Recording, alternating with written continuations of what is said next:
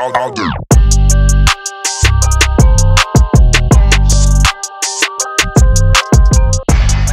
The way how we do it is basically using software robotics in a very kind of a unique way.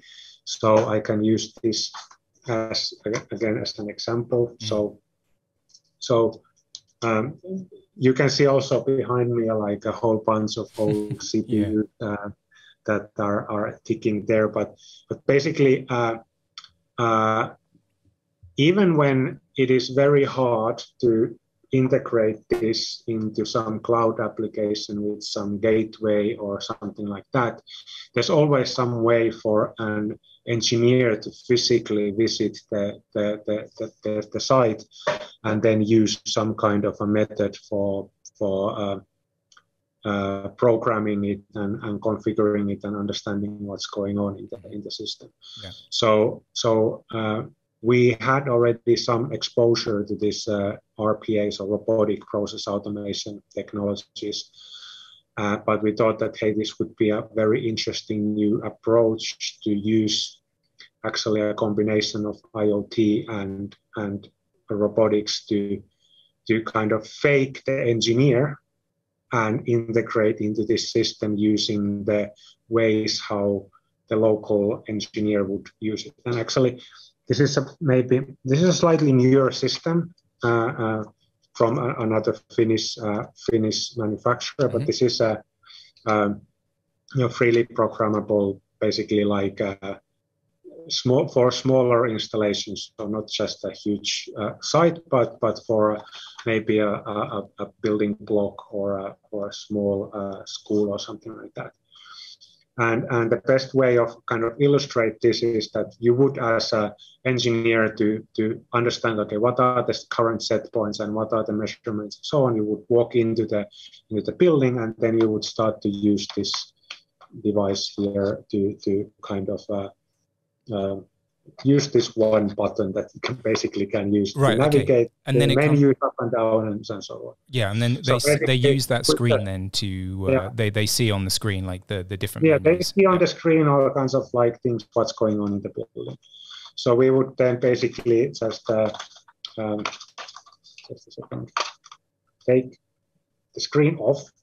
So you find that, hey, there is like, this is a thing that like it connects to this thing via some kind of a connector. Okay.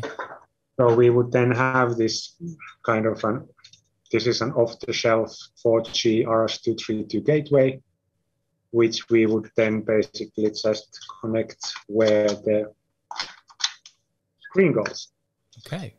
And now what this system contains is the kind of the meat of our product, which is the different processes and kind of sequences of ways that what you could actually do with this thing, and it understands what information this is sending to the robot, and it can simulate what the building owner operator would do in this. In return, and the same thing then applies for pretty much like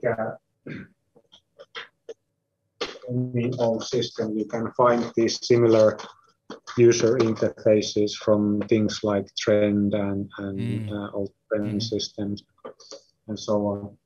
So that's kind of the core of the innovation, which is kind of shifts the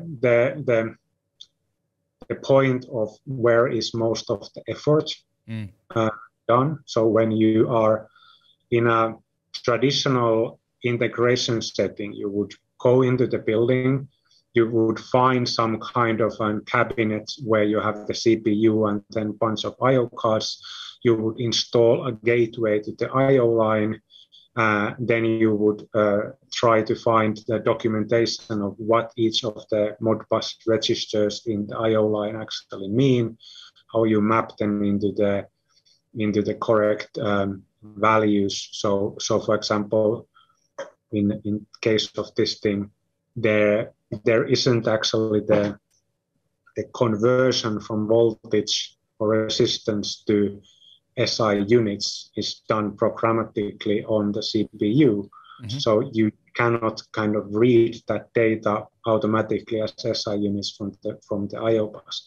So you would go there and you would have all this equipment, and then you would set it up per substation. It would take several hours, probably at least, to get the data reading happening.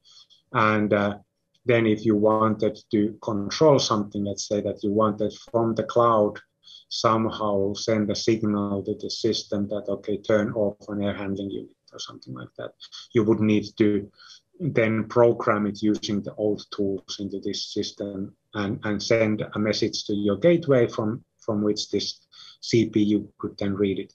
And that is so prohibitively expensive and time consuming that it's usually never done.